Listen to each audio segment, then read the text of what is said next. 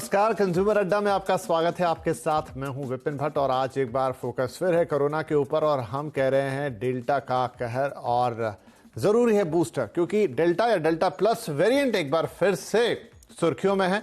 भारत में उतना नहीं, लेकिन भारत से पहले दूसरे देशों में, खासतौर पर अमेरिका से जिस तरह की खबरें आ रही हैं, जैसे केसेस बढ़ रहे हैं, वो चिंता की बात। और हमने पास्ट में देखा है, पहले देखा है कि दूसरे देशों में पहले ये बढ़ा और फिर लगभग वही चीज भारत में भी होती हुई दिखाई दी। हमारे यहाँ भी केसेस 35-36 हजार के आसपास घूम रहे हैं। ड्रामेटिकली किसी दिन कम होकर 10 हजार नीचे जाते हैं तो कभी ऊपर आते हैं, लेकिन यहां पर भी हम बहुत ज्यादा राहत की सांस नहीं ले सकते और आगे फेस्टिव सीजन है तो बात और थोड़े गौर की है। अब इसके साथ एक और दूसरी चीज है, इन दिनों दुनिया में बात चल रही है बूस्टर डोज की, यानी कि कोरोना वैक्सीन का पहला सिंगल डोज है तो पहला और डबल डोज है तो दोनों डोज लेने के बाद क्या आगे आपको बूस्टर की जरूरत है? क्या ये बूस्टर सबको लगवाना चाहिए? क्या आगे ये बूस्टर रेगुलर सबको लगता रहेगा? क्योंकि कोरोना जैसा कहा जा रहा है कि शायद इतनी जल्दी हमारे बीच में से जाएगा नहीं, तो बड़े सारे सवाल है। या बूस्टर को हमें उतना ही नॉर्मली लेना चाहिए कि हाँ ठीक है, 5-6 महीने के गैप के बाद या साल भर के गैप के बाद अगर आपको वैक्सीन की जरूरत पड़ती है तो आपको लगवानी होगी। तो ये दोनों चीजें आपस में अटैच है, लेकिन इस पर चर्चा बहुत ज्यादा है। तो हम भी इस अवेयरनेस को लेकर आना चाहते हैं कि आप भी इसके बारे में पूरी तरह से समझे और जाने, और आज यही बातचीत होगी। हमारे साथ हैं कुछ खास मेहमान। Doctor M U. Rabbani JN medical college से हमारे साथ जुड़ रहे हैं। इसके अलावा डॉक्टर गायत्री जुनेजा हैं जो कि विनायक हॉस्पिटल से हमें ज्वाइन कर रही हैं, और समीर भाटी साहब हैं जो कि डायरेक्टर हैं स्टार इमेजिनिंग और पैथ लैब के। आप सभी का बहुत बहुत स्वागत है। डॉक्टर गायत्री, मैं थोड़ा आम भाषा में इसको समझूं कि मान लीजिए आप एक मोबाइल खरीदते हैं और उसके साथ उसका जो सॉफ्टवेयर बिल्ट आता है और वो धीरे धीरे वक्त के साथ आपको पैचेस भेजते रहते हैं, आपका सॉफ्टवेयर अपडेट करते रहते हैं। क्यों करते रहते हैं? ताकि जो भी लेटेस्ट खतरे आ रहे हैं, जो भी चीजें देखने को मिल रही हैं, वो खतरे आपके दूर हो जाए, राइट? उसी तरीके से कैसे, क्योंकि ये वायरस एक ऐसा तो नहीं है कि एक बार जो आ गया वेरिएंट वही है, ये लगातार अपना रूप बदल रहा है। तो डेफिनेटली जो भी वैक्सीन आप बनाएंगे, कितनी भी अच्छी बना लें, वो शायद हर वेरिएंट पे उस हिसाब से कारगर ना हो। तो ये तो लॉजिकली कुछ समझ में आता है कि आपको शायद एक नया वेरिएंट, नए वेरिएंट के हिसाब से वैक्सीन, उसका अपडेटेड वैक्सीन, जिसको आप बूस्टर कह लीजिए या जो भी कह लीजिए। तो एक तो ये थ्योरी जो मुझे समझ में आ रही है और बहुत सारे डॉक्टर्स भी इसकी तस्दीक करते हैं, लेकिन दूसरी बात ये भी कही जाती है कि शायद बूस्टर से पहले जरूरी है कि आप अपनी मेजॉरिटी ऑफ पॉपुलेशन को वैक्सीनेट कर लीजिए, क्योंकि अमेरिका में भी ये निकल के आया कि ज्यादा केसेस वहां से आए जहां वैक्सीनेशन ना के बराबर था। जी, आपकी आवाज नहीं आ रही मेरे को। जी, आप मेरा प्रश्न सुन पाए? हेलो। हाँ जी, बस इतना ही मैंने पूछा। तो आप क्या लास्ट का आखिरी?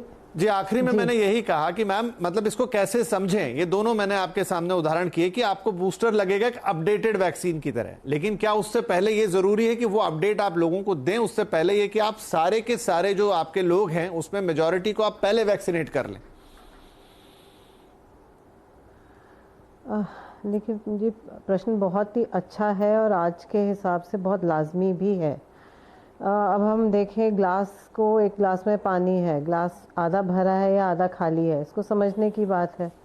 अगर मेरे घर में मैंने सबको खाना दे दिया है, उसके बाद ही तो ना मैं मिठाई परोसूंगी।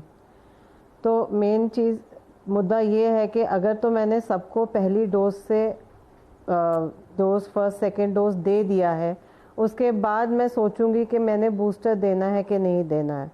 ये हमारा पहला पॉइंट हुआ। दूसरी बात ये हुई कि जैसे कि हम देख रहे हैं कि एक साल के भीतर ही डेल्टा वेरिएंट आ गया, उसका अल्फा, लैम्डा, कितने सारे वेरिएंट आ गए। तो हम कितनी सारी उसकी वैक्सीनेशन कर सकते हैं। बट हमें एक चीज़ ये भी देखनी चाहिए कि हमारा जो नेचर है, जो कुदरत है, वो हमारे को बहुत अच्छे तरीके से प्रिपेयर कर देती है, तैयारियां दे देती है, जिससे हमारा शरीर खुद ही इन अलग अलग प्रजातियों के साथ लड़ने की क्षमता बना लेता है।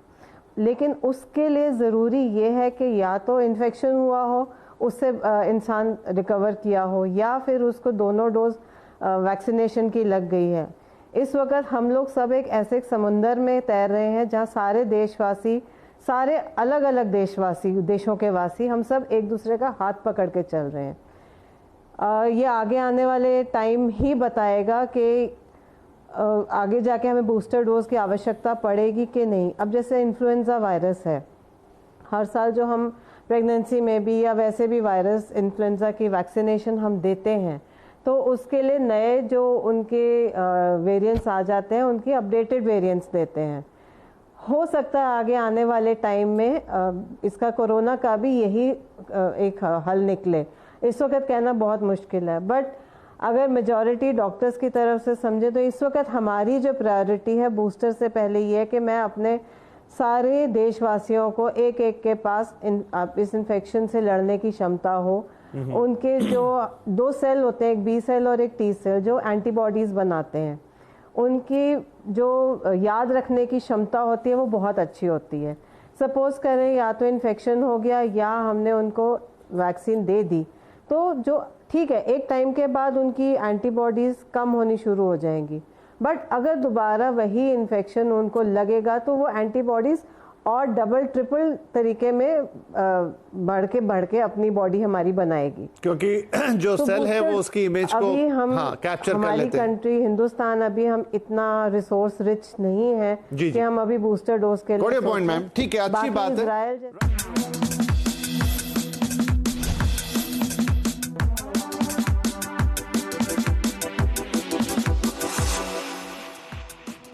Welcome back. कंज्यूमर अड्डा में आज बात हो रही है कि डेल्टा वेरिएंट को देखते हुए या डेल्टा प्लस वेरिएंट को देखते हुए क्या बूस्टर डोज की जरूरत अब हमारे देश में भी होगी, क्योंकि कुछ देशों में इसकी शुरुआत हो चुकी है।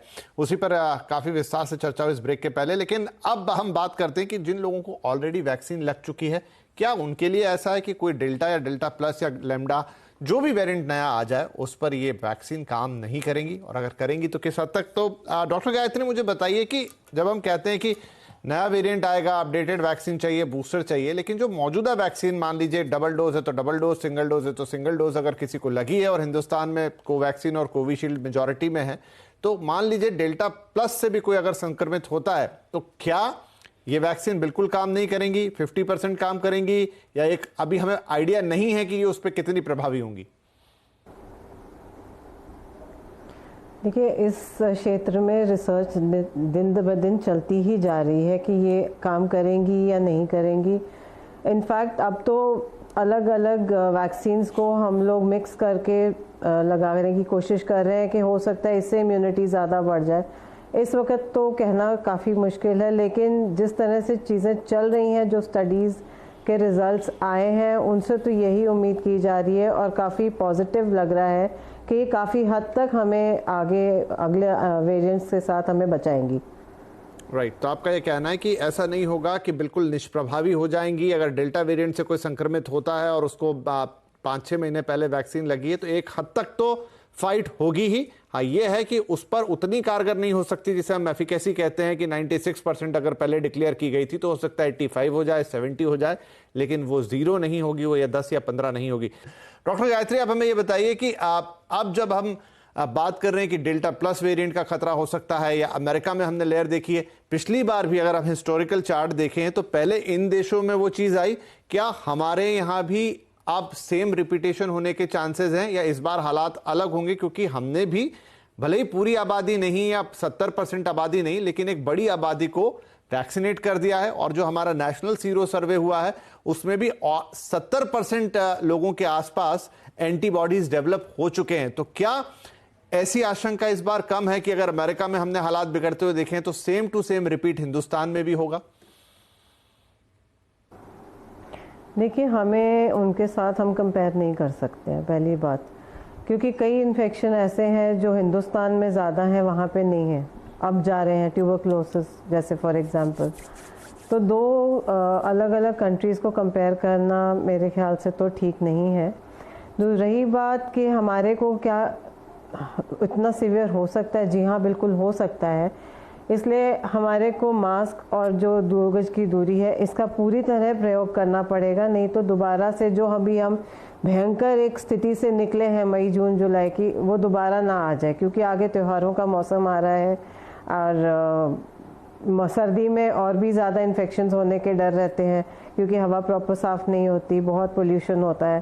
तो हम अपनी जो क्या कहते हैं, वी कांट लेट डाउन, हम अपनी जो भी क्या कहते हैं सिक्योरिटी के लिए हमारे को अपना सारा का सारा इंतज़ाम वैसे ही रखना पड़ेगा जैसे कि वो पहले रखा था।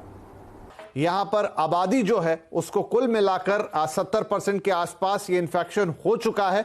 कई बार ये एक नेचुरल एंटीबॉडी बनाने में भी मदद करता है। और एक बहुत अच्छी रिसर्च जो हमने थोड़े दिन पहले आपको बताई थी कि कोविशील्ड करीब 15 लाख लोगों के ऊपर ये रिसर्च की गई थी, जहां पर जिन्हें दोनों डोज लगे हैं उसमें 93% लोगों को किसी भी गंभीर तरह का कोई इन्फेक्शन नहीं हुआ।